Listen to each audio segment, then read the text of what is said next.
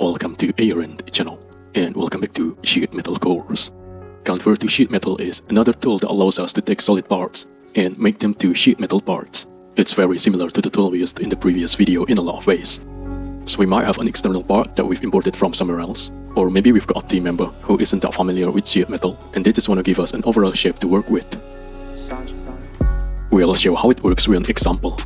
So you can sketch the shape, or you can just draw it out directly.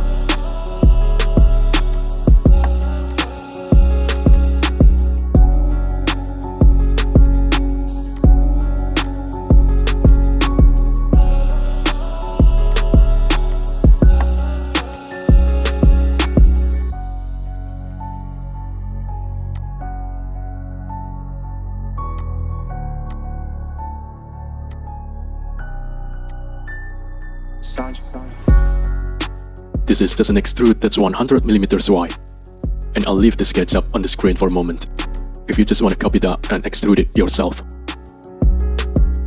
So imagine you've been given this solid object by boss, and you've been asked to make it into a hollow part that can be made from sheet metal.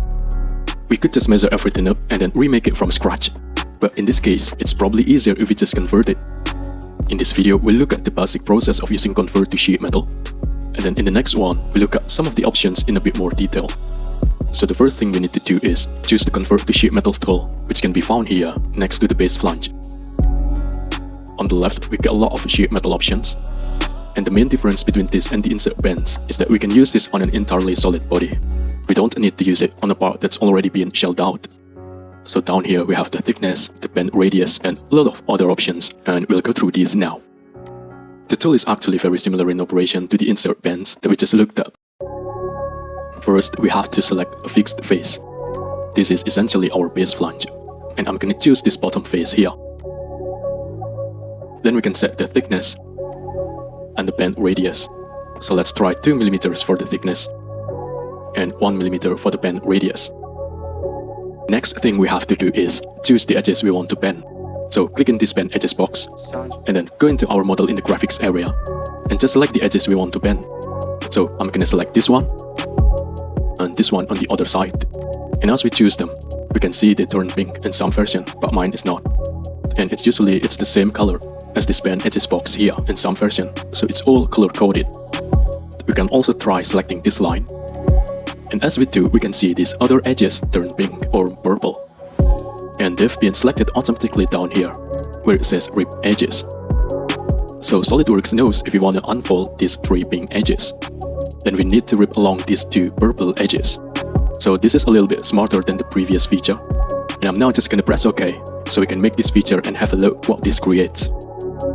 So any bend that weren't selected, those faces have been removed from the model. We've ripped along these edges, and we've added bends along these lower edges.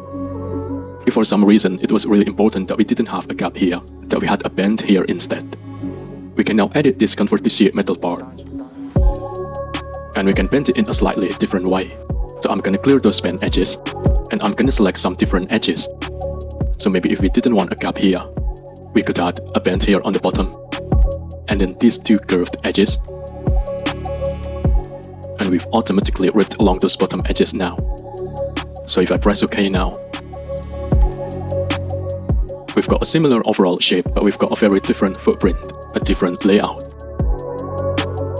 So depending on how we lay out our bends, we're gonna have a different flat button. Let's edit that convert to sheet metal feature again. And then I'm gonna clear all of the bends, and we'll add some more from the bottom here. So one thing to note is you do need to select the bends in order. So if I select this one on the bottom, then I can't select this one on the far edge, because there's a bend in between that hasn't been selected yet. So we've got to select them in order like this. And then I can select this one at the top, and maybe this one on the other end as well. So we've ripped along the top there automatically. We can also add bends to these ones on the bottom. Then we're gonna rip along these other edges automatically. Then if I press OK, got the entire outer sheet, and we can flatten that and have a look at the pattern. So this video is really just an introduction to the Convert to Sheet Metal tool. Look at it in a bit more detail in the next video. So to recap, I'm gonna delete the Convert to Sheet Metal feature. This is how we started with a solid body. First we have to select the Convert to Sheet Metal tool. Then we need to select a fixed face and set the thickness and the bend radius. If those aren't available, we might need to press Override Default here. Then we can just select the edges we want to bend. And the ripped edges should be found automatically.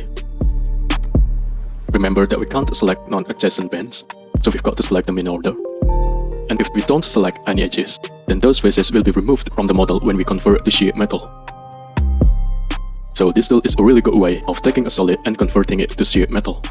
In the next video, we'll dig into this in a bit more detail and have a look at some of those smaller options. Thank you for watching. Please subscribe if you like. I hope it can be a little helpful and useful.